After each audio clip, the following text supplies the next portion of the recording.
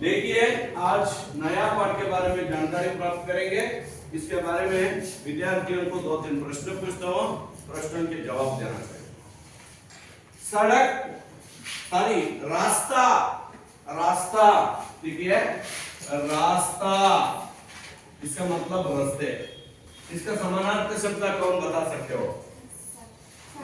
सड़क। रास्ता का समानार्थक शब्द, समानार्थक पद सड़क। सड़क का मतलब रास्ते। सड़क का मतलब कौन? रास्ते। देखिए सड़क की रक्षा, ರಸ್ತೆಯ ನಿಯಮಗಳು, ಸ್ವಚ್ಛ ಸುರಕ್ಷಾ ಎಲ್ಲರಿಗೂ ಕೂಡ ಅದು ಒಳ್ಳೆಯ ದೃಷ್ಟಿಯಿಂದ ಒಳ್ಳೆಯ ಪಾಲನೆ ಮಾಡುವುದರಿಂದ ರಸ್ತೆ ನಿಯಮಗಳನ್ನು ಪಾಲಿಸುವುದು ನಮ್ಮ ನಿಮ್ಮೆಲ್ಲರ ಕರ್ತವ್ಯ ಅಂತನೋ ಇದೆ, ಅಥವಾ ರಸ್ತೆ ನಿಯಮಗಳನ್ನು ತಪ್ಪದೆ पालिಸುವುದು। देखिए आज इस पाठ के बारे में जानकारी प्राप्त करेंगे। किताब देखिए बच्चों ने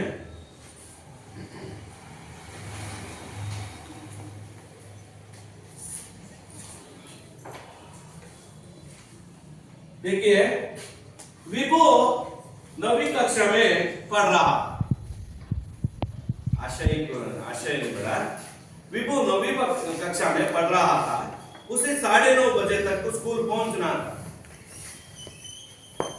उसकी साइकिल खराब हो गई थी, इसलिए सड़क पर जल्दी जल्दी दौड़ रहा। सड़क पर किसी ने खेल की छिलक तो फेंक दिया था। हमेशा सबको सफाई का ध्यान रखना चाहिए, मगर कुछ लोग ऐसा नहीं करते हैं। कभी कभी वे अपने नागरिकों के कर्तव्यों को भूल जाते हैं। विभू का पांव छिलक पर पड़ते ही वो फिसल कर गिर पड़ा। छोटा लगी, कपड़े गंदा हो गए तो वह उदास हो गया। एक तरफ देखिए आगे, बाद में अर्थ बोलता हूं। उठो बेटा, उदास मत हो, कहीं से आवाज आई। उसने आगे पीछे देखा, आसपास कोई दिखाई नहीं दिया, दूर दूर तक कोई नहीं था। विभू चौंक गया। इतने में सड़क फिर बोली, बेटा मैं सड़क बोल रही हूँ, छोटा तुम्हें ही नहीं मुझे भी लगी है। मुझे तो हमेशा छोटा लगती रहती है। आदमी, थांगे, जानवर, मोटर, गाड़ियों 24 घंटे मेरे ऊपर चलते रहते हैं। लोग ढेर सारा कूड़ा कचरा डालते रहते हैं। वे बड़ी निर्माता मुझे काट भी देते और महीनों महीनों में मेरे घाव नहीं भरते। सड़क अब यहाँ सब बोल रही थी, सब रो रही थी। वहां तक टिक कीजिए। देखिए इस पाठ का सारांश। विभू 9वीं कक्षा में पढ़ रहा।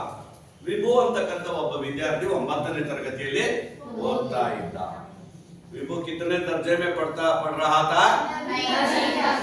9वीं कक्षा में। इसी तरह हमारे साथ साथ तो तुम्हें भी बोलने की प्रयास करना चाहिए। विभू 9वीं कक्षा में पढ़ रहा। विभू कितना कक्षा में पढ़ रहा था? 9वीं कक्षा में। विभू ಅಂತಕ್ಕಂಥ ಒಬ್ಬ ವಿದ್ಯಾರ್ಥಿ 9ನೇ ತರಗತಿಯಲ್ಲಿ ಓದ್ತಾ ಇದ್ದ। उसे 9:30 बजे तक स्कूल पहुंचना था। ಅವನು 9:30 ಗಂಟೆಗೆ ಸರಿಯಾಗಿ ವಿಶೇಷ ತರಗತಿಗೆ ತಲುಪಬೇಕಾಗಿತ್ತು। ಎಷ್ಟು ಗಂಟೆಗೆ ತಲುಪಬೇಕಾಗಿತ್ತು? 9 ಗಂಟೆಗೆ। 9:30 इसका मतलब 9:30। 9 कितना बजे को हम स्कूल पहुंचाना जाना चाहता था? 9:30 बजे को वो विभू अपना स्कूल को पहुंचाना जाना चाहता। क्योंकि क्यों उतना समय में क्यों पहुंचना चाहते थे? विशेष तरगति ಅವನು ಸ್ಪೆಷಲ್ ಕ್ಲಾಸಿಗೆ ಹೋಗುವುದ ಕಾರ್ಯದಿಂದ ಅವನು 9:30ಕ್ಕೆ ಹೋಗಬೇಕಾಗಿತ್ತು। उसने साइकिल खराब हो गई थी। स्कूल जाते समय अभी देखता है वो साइकिल खराब हो गया। ನೋಡ್ತಾನೆ ಶಾಲೆಗೆ ಹೊರಡ್ತಾ ಟೈಮ್ ಆಗಿದೆ, साइकिल पंचर ಆಗೋಗಿದೆ। इसलिए वह सड़क पर जल्दी जल्दी दौड़ता हुआ रहा। ಆದ್ರಿಂದ ಅವನು ಮಾಡಿದ ಪಾಪ ಸೈಕಲ್ ತಗೊಂಡು ಹೆಗಲಿಗೆ ಬ್ಯಾಗ್ ಹಾಕೊಂಡು ಊಟದ ಬಾಕ್ಸ್ ಎಲ್ಲ ಇಟ್ಕೊಂಡು ಸೈಕಲ್ ಮೇಲೆ ಹೋಗ್ತಾ ಇದ್ದಾನೆ। ಯಾವ ರೀತಿ ಹೋಗ್ತಾ ಇದ್ದಾನೆ? ದೌಡ್ ದೌಡ್ ಜಲ್ದಿ ಜಲ್ದಿ ದೌಡ್ತಾ हुआ है। ದೌಡ್ನ ಅಂದ್ರೇನು? ಬೇಗ ಓಡಿ ಓಡಿ। ದೌಡ್ನ ಅಂದ್ರೆ ಓಡೋದು, ಓಡೋಡಿ ಹೋಗ್ತಾ ಇದ್ದಾನೆ। ನೋಡಿ ಆ ಮಗು ಎಷ್ಟು ಭಯ ಇದೆ। ಸ್ಪೆಷಲ್ ಕ್ಲಾಸಿಗೆ ಲೇಟ್ ಆಗೋದ್ರೆ ಹೊರಗೆ ನಿಲ್ಲಿಸ್ತಾರೆ. ಹೌದಾ? ಆದ್ರಿಂದ ಪಾಪ ಪಂಚರ್ ಆಗಿರೋ ಸೈಕಲ್ನೇ ಎಗಲಿದೆ ಓಡ್ತಾ ಇಲ್ಲ दौड़ रहा था सड़क पर किसी ने खेले की छिलक फेंक दिया था. ಒಬ್ಬ ಕಿಡಿಗೇಡಿ ಬಾಳೆಹಣ್ಣನ್ನು ತಿಂದು ರಸ್ತೆಯ ಮೇಲೆ ಸಿಪ್ಪೆಯನ್ನ ಹಾಕಿದ್ದ. ಯಾವ ಸಿಪ್ಪೆಯನ್ನ ಹಾಕಿದ್ದ? Kale K ಚಿಲಕ್. ಕೇಲಾ ಕೇಲಾಕ ಚಿಲಕ್. ಚಿಲಕ್ ಅಂದ್ರೆ ಸಿಪ್ಪೆ. ನೋಡಿ, ಬಾಳೆಹಣ್ಣಿನ ಸಿಪ್ಪೆ. ಬಾಳೆಹಣ್ಣಿನ ಸಿಪ್ಪೆ. ಕೇಲ इसका मतलब ಬಾಳೆಹಣ್ಣು. ನೋಡಿ, ಇದಕ್ಕೆ ಎರಡು ಅರ್ಥ.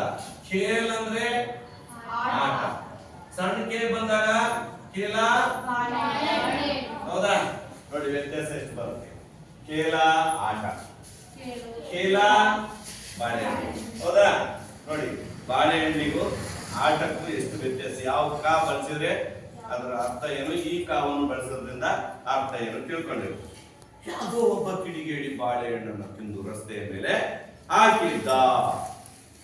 हमेशा सबको सफाई को ध्यान रखना चाहिए. हमेशा किसके बारे में सफाई रखना चाहिए? हमेशा किसके बारे में सफाई रखना चाहिए? क्या किसके बारे में? सफाई के बारे में. सफाई का मतलब क्या है? ಸ್ವಚ್ಛತೆ. ನಾವು ಯಾವುದು ಬಗ್ಗೆ ಹೆಚ್ಚು ಕಾಳಜಿಯನ್ನು ವಹಿಸಬೇಕು? ಸಫಾಯಿ.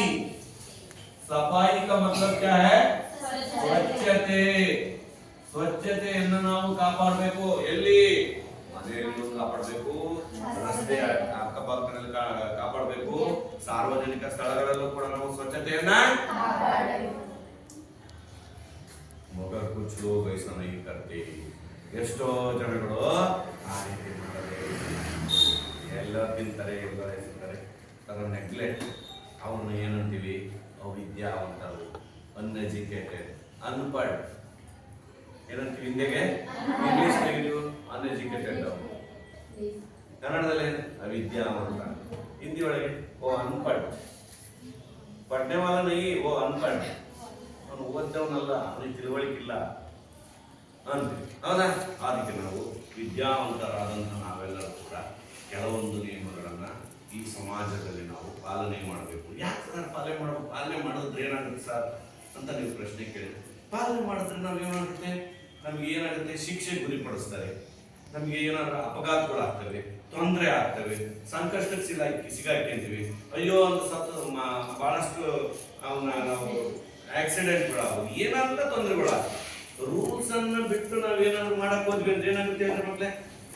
ರಸ್ತೆ ನಿಮ್ಮ ಅಪ್ಪಂದ ಅಂತ ನಾವು ರಸ್ತೆ ಮಧ್ಯದಲ್ಲಿ ನಡ್ಕೊಂಡು ಹೋದ್ರೆ ತೊಂದರೆ ಆಗಲ್ಲ. ನೋಡಿ, ರಸ್ತೆ ಮೇಲೆ ತಿಂದು ಬಾಳೆಹಣ್ಣು ಸಿಕ್ಕಾಯ್ತು, ಮತ್ತೊಬ್ಬರಿಗೆ ತೊಂದರೆ ಆಯ್ತು ಅಂತ ನಾವು ತಿಳ್ಕೊಬೇಕ? ಹೌದಾ? ನಾವು ಮತ್ತೊಬ್ಬರಿಗೆ ಸಹಾಯ ಮಾಡೋದು ಬೇಡ. ನಾವು ಮತ್ತೊಬ್ಬರಿಗೆ ತೊಂದರೆಯನ್ನು ಕೊಡ್ದಂಗಿದ್ರೆ ಅಷ್ಟೇ ಸಾಕು. ಅವ್ರವ್ರ ಕಷ್ಟಕ್ಕೆ ಅವರವರೇ ತೊಂದರೆ ಕೊಡ್ದಂಗಿದ್ರೆ ಅದೇ ಒಂದು ದೊಡ್ಡ ವ್ಯಕ್ತಿತ್ವ ಮನುಷ್ಯ. ಅಂತ ಒಂದು ವ್ಯಕ್ತಿತ್ವವನ್ನು ನಾವು ಬೆಳೆಸಿಕೊಂಡಾಗ ಮಾತ್ರ ಈ ಸಮಾಜದಲ್ಲಿ ಒಬ್ಬ ಉತ್ತಮ ನಾಗರಿಕನಾಗಲಿಕ್ಕೆ ಸಾಧ್ಯ. ನೀವು ಈಗಿಂದೆಲ್ಲ ಕಲಿಬೇಕಿತ್ತವನ್ನೆಲ್ಲ. ಇಂಥವ್ರು ಈಗ 3 ವರ್ಷದ ಕಲಿತೆ, 3 ವರ್ಷದ ಕಲಿತೆ, ನೀವು ಸ್ಟಾರ್ಟಿಂಗ್ ಈ ಕಲಿಯೋ ಏಜ್ ಇಂಥವೆಲ್ಲ ಕಲಿತು ನೀವು PUCಯಲ್ಲಿ, ಡಿಗ್ರಿಯಲ್ಲಿ, BEd ಒಳ್ಳೆ ನಿಮಗೆ ನಾನು ಮೊದಲಿಂದ ಇದನ್ನು ಪಾಲನೆ ಮಾಡ್ಕೊಂಡು ಬಂದಿದ್ದೀನಿ, ನಾನು ಕಲಿತೀನಿ. ಸ್ಟಾರ್ಟಿಂಗ್ ಸ್ವಲ್ಪ ದಿನ ಕಲಿತು ಸಾಕು, ಅದಾಗೆ ಕಂಟಿನ್ಯೂ ಆಗೋದು.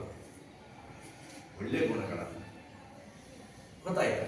ನೆಕ್ಸ್ಟ್ ವಿಗೋ ನೋಡಿ, ಯಾರೋ ಒಬ್ಬ मगर कुछ लोग ऐसा नहीं करते, कभी कभी वे अपने नागरिकों का कर्तव्य को भूल जाते. ಎಷ್ಟೋ ಜನ ಒಬ್ಬ ನಾಗರಿಕನ ಪ್ರಜ್ಞೆ ಕರ್ತವ್ಯಗಳನ್ನು ಎಷ್ಟೋ ಜನ ಮರೆತು ಬಿಡ್ತಾರೆ. ಆದರೆ ಇನ್ನು ಕೆಲವರು ಮರೆಯಲ್ಲ, ಯಾವಾಗಲೂ ಪ್ರಜ್ಞಾವಂತರೇ ಆಗಿರ್ತಾರೆ. ನಾನು ಎಲ್ಲಿ ಏನು ಮಾಡಬೇಕು, ಎಲ್ಲಿ ತಿನ್ನಬೇಕು, ಎಲ್ಲಿ ಡಸ್ಟ್ಬಿನ್ಗೆ ಯಾಕೆ ಹಾಕಬೇಕು, ಏನು ಮಾಡಬೇಕು, ಎಲ್ಲದರ ಕಡೆ ಗಮನ ಹರಿಸ್ತಾರೆ. ಗೊತ್ತಾಯ್ತು? ಸ್ವಚ್ಛತೆ ಬಹಳ ಮುಖ್ಯ. ಎಲ್ಲಿ ಆರೋಗ್ಯಕರ ಒಂದು ದೇಹ ಇದೆಯಾ ಅಲ್ಲಿ ಒಂದು ಒಳ್ಳೆಯ ಸ್ವಚ್ಛತೆ ಇದೆ. ಎಲ್ಲಿ ಒಳ್ಳೆಯ ಸ್ವಚ್ಛತಾ ವಾತಾವರಣ ಇದೆಯಾ ಅಲ್ಲಿ ಒಂದು ಆರೋಗ್ಯಕರವಾದ ವಾತಾವರಣ ಇದೆ. ಹೌದಾ? ಮತ್ತೆ ನಾಳೆ ನಿಮ್ಗೆ ಬಂದು ಈಗ ಮಕ್ಕಳ ದಿನಾಚರಣೆ ಕಾರ್ಯಕ್ರಮ, ಚಿಲ್ಡ್ರನ್ಸ್ ಡೇ, ಅದಕ್ಕೋಸ್ಕರ ಮತ್ತೆ ನಾಳೆ ನಿಮಗೆ ಸುಮಾರು ಒಂದು 5 ಆಟ ಆಡಿಸ್ತಾರೆ.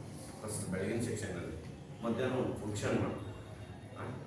ಫಂಕ್ಷನ್ ಮಾಡಿ ನಿಮ್ಗೆ ಒಂದು ಪ್ರೈಸಸ್ ಏನಾದ್ರು ಕೊಡ್ತೀನಿ. ಆಟದಲ್ಲಿ ಯಾರು ವಿಜೇತರಾಗಿದ್ದಾರೆ ಅವರಿಗೆ ಪ್ರಥಮ, ದ್ವಿತೀಯ, ಮಧ್ಯಾಹ್ನ ನಿಮ್ಗೆ ಒಂದು ಸ್ವಲ್ಪ ಸಿಹಿ ಊಟದ ವ್ಯವಸ್ಥೆಯನ್ನು ಕೂಡ ಮಾಡಿಸ್ತೀನಿ ವಿಶೇಷವಾಗಿ. ಏನಾದರೂ ಬಿಸಿಬೇಳೆ ಬಾತು, ಕೇಸರಿ ಬಾತು, ಇಲ್ಲಾಂದ್ರೆ ಪಾಯಸ ಏನಾದರೂ ಅಲ್ವಾ. ಓಕೆ, ಅದು ನಾಳೆ ಮಕ್ಕಳ ದಿನಾಚರಣೆ. ಪಂಡಿತ್ ಜವಾಹರ್ಲಾಲ್ ನೆಹರು ಅವರಿಗೆ ಮಕ್ಕಳನ್ನ ಕಂಡ್ರೆ ತುಂಬಾ ಪ್ರೇಮ, ಆಸೆ. ರಾಧಾಕೃಷ್ಣ ಪಂಡಿತ್ ಜವಾಹರ್ಲಾಲ್ ನೆಹರು ಅವರು ಆಗ ಇದು ನವೆಂಬರ್ 14 ಪಂಡಿತ ಜವಾಹರ್ಲಾಲ್ ನೆಹರು ಅವರು ಹುಟ್ಟುಹಬ್ಬ. ಅವ್ರಿಗೆ ಮಕ್ಕಳನ್ನ ಕಂಡ್ರೆ ತುಂಬಾ ಪ್ರೇಮ, ಇಷ್ಟ ಅಂತೆ. ನನ್ನ ಹುಟ್ಟುಹಬ್ಬವನ್ನ ಮಕ್ಕಳ ದಿನಾಚರಣೆಯಾಗಿ ಆಚರಿಸ್ರಿ ಅಂತ ಹೇಳಿ. ಅದಕ್ಕೋಸ್ಕರ ಆ ಮಕ್ಕಳ ದಿನಾಚರಣೆ ದಿವಸ ನಿಮಗೆ ಮಕ್ಕಳಿಗೆ ನಮ್ಮ ಮೈದಾನದಲ್ಲಿ ಯಾವ ಆಟ ಇಷ್ಟ ಆಗುತ್ತೆ, ಯಾವುದಕ್ಕೆ ಇಷ್ಟಪಡ್ತೀರ ಅದರಲ್ಲಿ 5-6 ಆಟ ಇರ್ತವೆ. ಗೋಡಿ ಚೀಲದ ಓಟ ಇರುತ್ತೆ, ಲೆಮನ್ ಇರುತ್ತೆ, ಮ್ಯೂಸಿಕಲ್ ಚೇರ್ಸ್ ಇರುತ್ತೆ, ಆಮೇಲೆ ಇನ್ನೇನೇನೇ ಎಲ್ಲ ಮಾಡಿಸ್ತೀವಿ. ಗೊತ್ತಾಯ್ತು? ಬನ್ನಿ ಈಗ ವಿಷಯಕ್ಕೆ. ಈಗ ಅದೇ ರೀತಿಯಾಗಿ ಒಬ್ಬ ಪ್ರಜ್ಞಾವಂತ ನಾಗರಿಕ ಚಾಚು ತಪ್ಪದೆ ಕೆಲವೊಂದು ನಿಯಮಗಳನ್ನು ಅನುಸರಿಸ್ತಾ ಇರ್ತಾರೆ. ಅದನ್ನು ಅನುಸರಿಸ್ತಕ್ಕಂಥದ್ದು ನಮ್ಮ ನಿಮ್ಮ ಕರ್ತವ್ಯ. ವಿಭೋ का भाव चिराग पर पड़ते ही वह फिसल कर गिर पड़ा. ಪಾಪ ಆ ವಿಭೋ ಅಂತಕ್ಕಂಥ ಒಬ್ಬ ಬಾಲಕ ಆ ಸ್ಪೆಷಲ್ ಕ್ಲಾಸ್ ಹೋಗ್ತಕ್ಕಂಥ ಆ ರಭಸದಲ್ಲಿ ಅವನು ಆ ರಸ್ತೆ ಮೇಲೆ ಇರ್ತಕ್ಕಂಥ ಕೇಲಾಕ ಚಿಲಕ್ ಬಾಳೆಹಣ್ಣಿನ ಸಿಪ್ಪೆ ಮೇಲೆ ತನ್ನ ಕಾಲನ್ನು ಇಟ್ಟಾಗ ಅವನು ಬೀಳ್ತಾನೆ. ಬಿದ್ದಂತ ಸಂದರ್ಭದಲ್ಲಿ ಏನಾಗುತ್ತೆ ನೋಡಿ, ಒಬ್ಬ ಫಿಸಲ್ ಕರ್ ಗಿರ್ಪಡ, ಕಾಲು ಜಾರಿ ಬಿದ್ದಾಗ ಚೋಟ್ ಲಗಿ, ಅವನಿಗೆ ಬಹಳಷ್ಟು ನೋವಾಗುತ್ತೆ. ಕಪಡೆ ಗಂದೆ ಹೋ ಜಾತೆ. ಕಪಡೆ ಇಸ್ಕ ಮತ್ಲಬ್ ತನ್ನ ಹಾಕಿಕೊಂಡಿರ್ತಕ್ಕಂಥ ಬಟ್ಟೆಗಳು ಗಲೀಜಾಗ್ತವೆ, ಹೌದಾ? ಅವ್ರು ವಹ ಉದಾಸ್ ಹೋಗಯ, ಅವನಿಗೆ ಏನಾಗುತ್ತೆ, ಉದಾಸ್, ಬೇಸರ ಆಗುತ್ತೆ. ಮತ್ತೆ ಎದ್ದುಗಳಿಗೆ ಸರಿ ನನಗೇನು ಒಂಥರ ಯಾಕೋ ಪಾಪ ಯಾರೋ ಒಬ್ರು ಮಾಡಿರೋ ತಪ್ಪಿಗೆ ಆ ವಿದ್ಯಾರ್ಥಿ ರಸ್ತೆ ಮೇಲೆ ಇವತ್ತು ನಮ್ಮ ಹತ್ರ ಬಿದ್ದರೆ ಕೃಷ್ಣವ್ವ, ಹೌದಾ? ಮಕ್ಕಳು ಹಂಗೆ ಆಗ್ಬಾರ್ದು. ಅವನು ಆ ಬಾಳೆಹಣ್ಣಿನ ಸಿಪ್ಪೆಯನ್ನೆಲ್ಲ ಹಾಕ್ದಂಗೆ ಅವನು ಸೈಡಿಗೆ ಸ್ವಲ್ಪ ತಿನ್ನಲ್ಲ, ಆ ರಸ್ತೆ ಬಿಟ್ಟು ಸ್ವಲ್ಪ ಬೇರೆ ಕಡೆ ಹಾಕಿದ್ರೆ ಅದಾಗ್ತಾ ಇದೆ, ಹೌದಲ್ಲ ಮಕ್ಕಳೇ? ಆ ರೀತಿಯಾಗಿ ನೀವು ಮುಂದೆ ಯಾವುದೇ ಒಂದು ಸಂದರ್ಭದಲ್ಲಿ ನೀವು ಇಂಥ ಒಂದು ವ್ಯವಸ್ಥಿತವಾದ ಒಂದು ಗುಣಗಳನ್ನು ನೀವು ಬೆಳೆಸ್ಕೊಳ್ಳೋದಕ್ಕೆ ಪ್ರಯತ್ನ ಮಾಡಿ. ನಿಮ್ಮ ಮನೆಯಲ್ಲಿ ಇರ್ತಕ್ಕಂಥದ್ದು ನಿಮ್ಮ ಚಿಕ್ಕವರಿಗೂ ಕೂಡ, ನಿಮ್ಮ ತಮ್ಮ ತಂಗಿ ಅವರಿಗೂ ಕೂಡ ಮನೆಯಲ್ಲಿ ತಿಂದು ಹಾಸಿಗೆ ಮೇಲೆ ಅಲ್ಲೇ ಹಾಕ್ತಾರೆ, ಅದನ್ನ ಸೀದಾ ಡಸ್ಟ್ಬಿನ್ಗೆ ಹಾಕ್ಬೇಕು. ಕಾಫಿ ಎಲ್ಲ ಕುಡಿತಾರೆ, ಟೀ ಕಾಫಿ ಎಲ್ಲ ಕುಡಿತಾರೆ, ಅಲ್ಲಿ ಲೋಟನ ಅಲ್ಲೇ ಇಡ್ತಾರೆ, ತಗೊಂಡೋಗಿ ಅದನ್ನ ವಾಶ್ ಬೇಸಿನ್ ಹತ್ರ ಇಡಬೇಕು. ಸಾಧ್ಯವಾದ ಮಟ್ಟಿಗೆ ಅದನ್ನ ಕ್ಲೀನ್ ಮಾಡಬೇಕು. ಇದನ್ನ ಸ್ವಚ್ಛತೆ ಬಗ್ಗೆ ತಾವೆಲ್ಲರೂ ಕೂಡ ಮನವರಿಕೆ ಮಾಡಿಕೊಳ್ಳಬೇಕು. ಪುಸ್ತಕ ನೋಡ್ಕೊಳ್ಳಿ.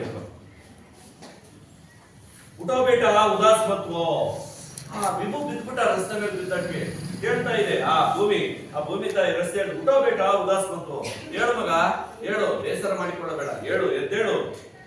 ಕೈಗಿಸಿ ಆವಾಜ ಆಗಿ ಎಲ್ಲಿಂದಲೋ ಧ್ವನಿ ಕೇಳಿ ಬಂತು ಆ ವಿಭುಗೆ. ವಿಭು ಬಿದ್ದು ತಕ್ಷಣ ಇಲ್ಲಿ ಯಾರ್ಯಾರು ಇಲ್ಲ, ಎಲ್ಲಿಂದ ಧ್ವನಿ ಕೇಳಿ ಬರ್ತದೆ. ಹಾಗೆ ಪೀಚೆ ದೇಖಾ, ಹಿಂದೆ ಮುಂದೆ ಸುತ್ತಮುತ್ತ ಎಲ್ಲ ನೋಡ್ತಾನೆ ವಿಭು, ಯಾರೊಬ್ರು ಇಲ್ಲ.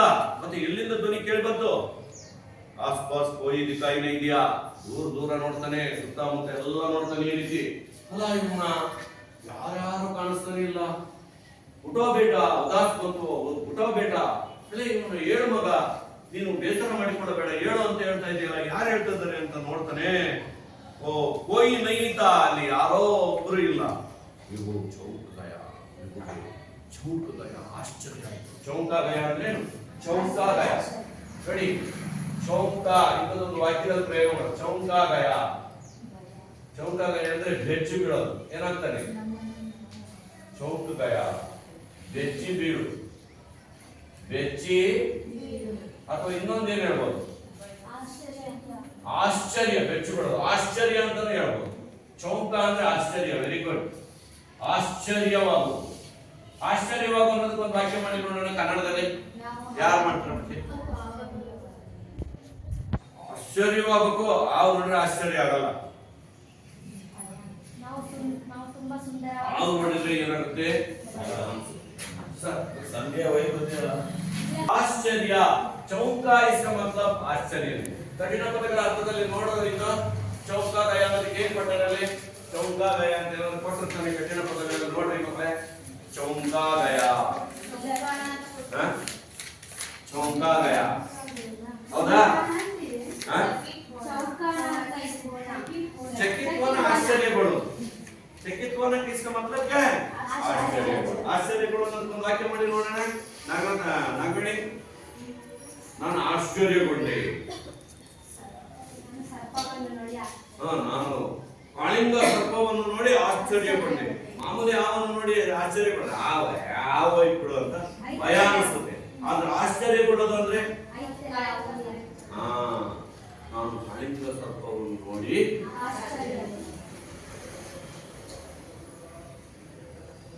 ಮತ್ತಿನ್ನೇನು ಆಶ್ಚರ್ಯಗೊಳ್ಳುವಂಥದ್ದು? ಆಶ್ಚರ್ಯಗೊಳ್ಳು ಒಬ್ಬ ಆಶ್ಚರ್ಯಗೊಳ್ಳುವಂತ ವಿಚಾರ ಯಾರು ಹೇಳ್ತಾರೆ ನೋಡೋಣ. ಒಂದ ಯಾರು ಹೇಳ್ತಾರ?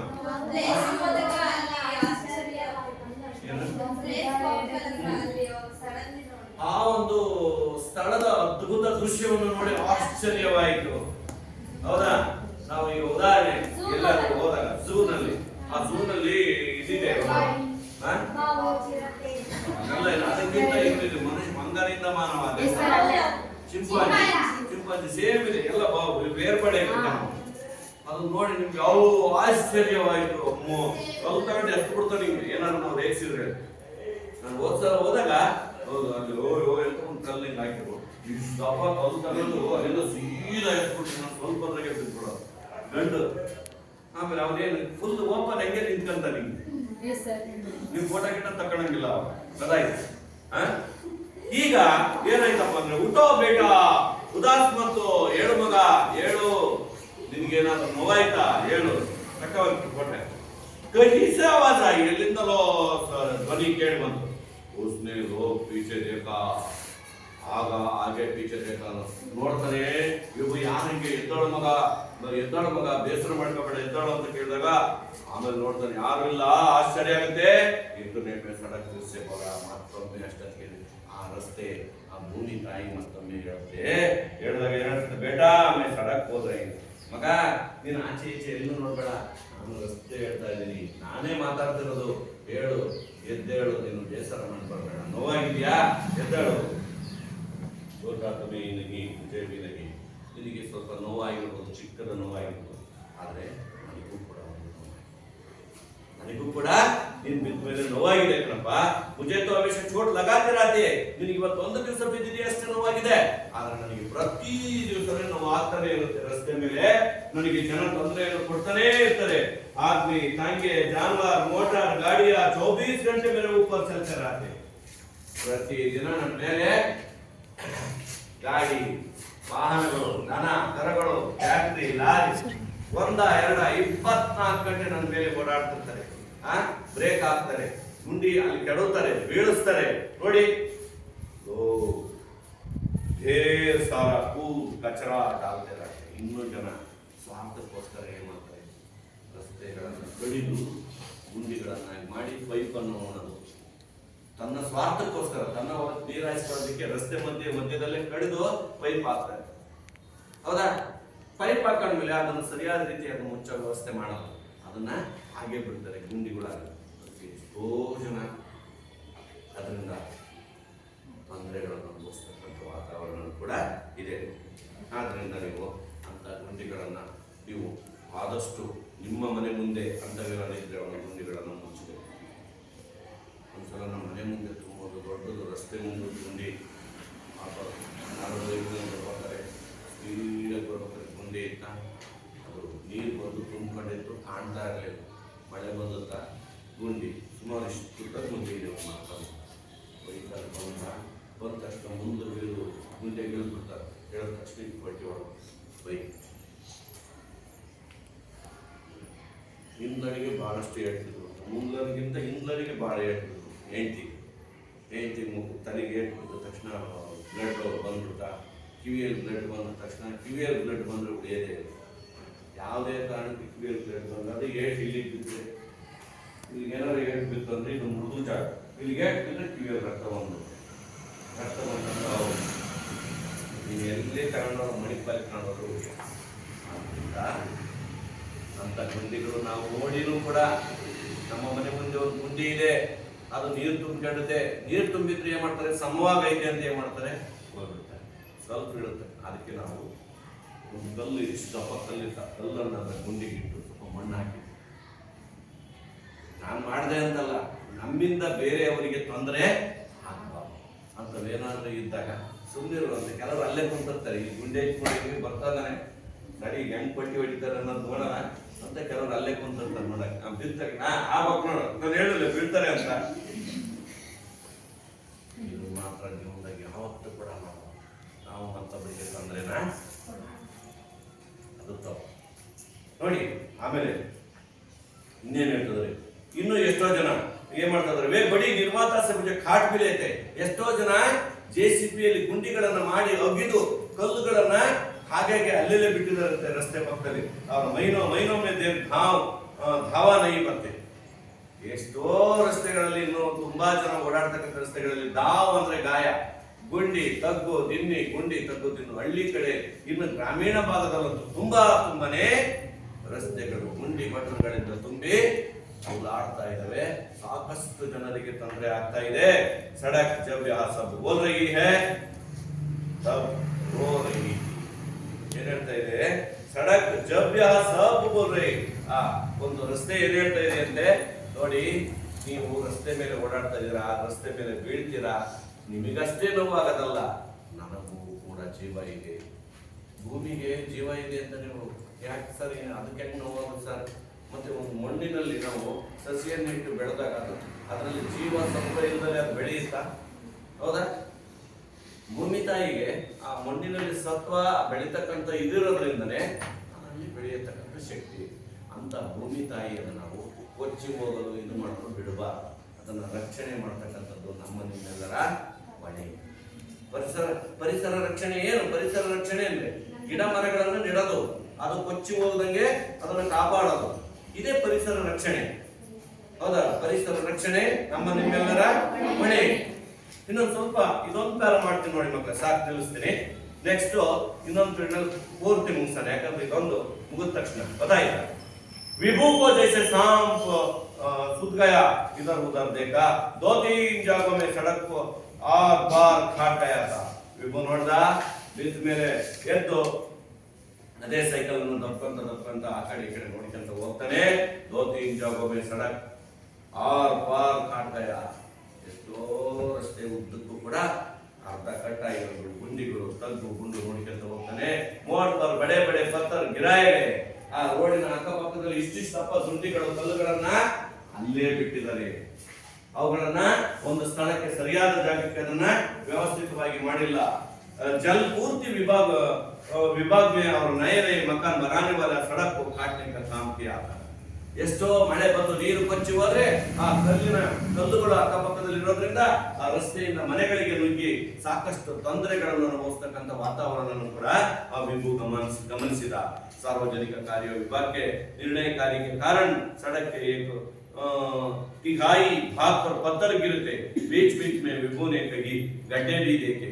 उसने सोचा कि सड़क को सरकारी विभागों की सुरक्षा चाहिए, नगर पालिका सफाई एवं देख रेख भी चाहिए. ನೋಡಿ, ಆದಷ್ಟು ನಾವು ನಮಗೆ ಕೈಲಾದ ಮಟ್ಟಿಗೆ ನಾವು ಸುರಕ್ಷತೆಯನ್ನು ಕಾಪಾಡಬೇಕು. ಜೊತೆಗೆ ಈ ನಗರಸಭೆ ಪುರಸಭೆ ಇದೆಯಲ್ಲ, ಅಲ್ಲಿಗೆ ನಾವು ವಿಷಯವನ್ನು ತಿಳಿಸಿದ್ರೆ ಆದಷ್ಟು ಇಲ್ಲಿ ಸ್ವಚ್ಛತೆಯನ್ನು ಕಾಪಾಡಿ.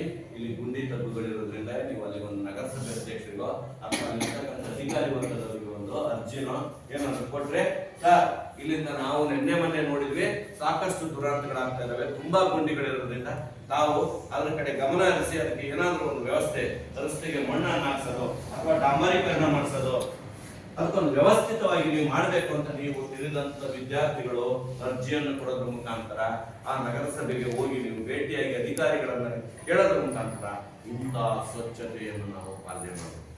ಅರ್ಥ ಆಗ್ತೈತಲ್ಲ ಮಕ್ಕಳೇ? ಇದ್ರ ಬಗ್ಗೆ ಒಂದ್ 2-3 ಪ್ರಶ್ನೆ.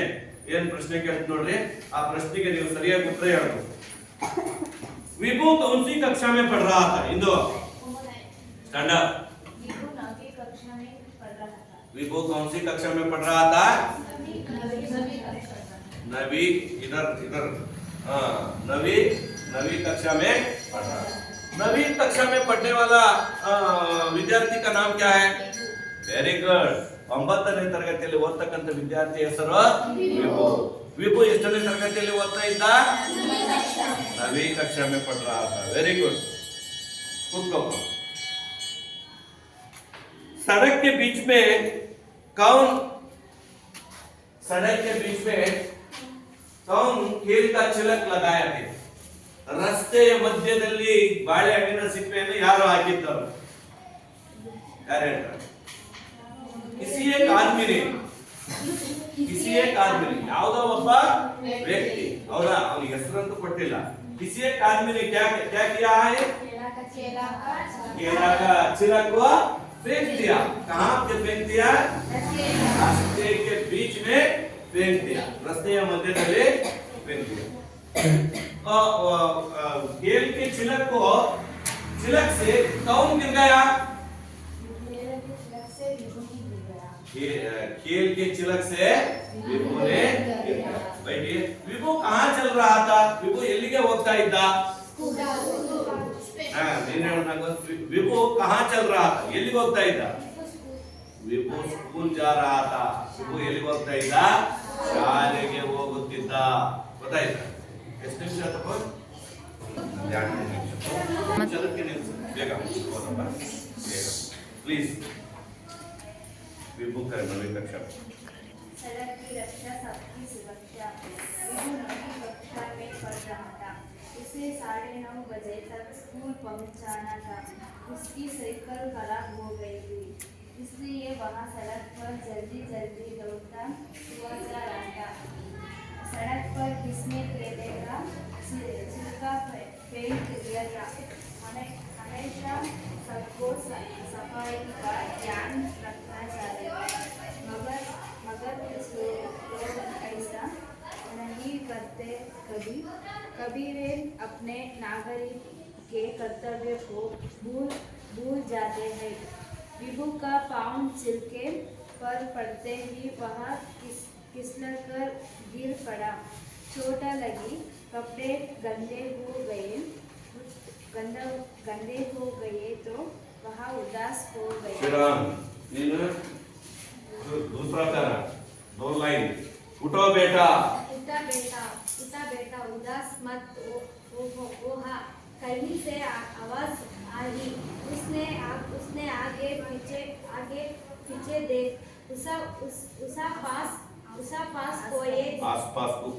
आसपास कोई दिखाई नहीं दिया दूर तक कोई नहीं था विभू चौंका गया 2-3 एक वाक्य देता हूँ ये वाक्यों को अपने शब्दों में वाक्यों में प्रयोग करना चाहिए 4 ಶಬ್ದಗಳನ್ನು ಕೊಡ್ತೀನಿ ಅವುಗಳನ್ನು ನೀವು ವಾಕ್ಯದಲ್ಲಿ ಪ್ರಯೋಗ ಮಾಡ್ಕೊಂಡು ಬರಬೇಕು ಗೊತ್ತಾಯ್ತಾ ಒಂದನೇದು रास्ता इसका मतलब रास्ते ಹೌದಾ नेक्स्ट ಇನ್ನೊಂದು केला का छिलक इसका मतलब ಬಾಳೆಹಣ್ಣಿನ ಸಿಪ್ಪೆ ಇದಕ್ಕೊಂದು ವಾಕ್ಯ ಮಾಡಿ ಮೂರನೇದು चौंका गया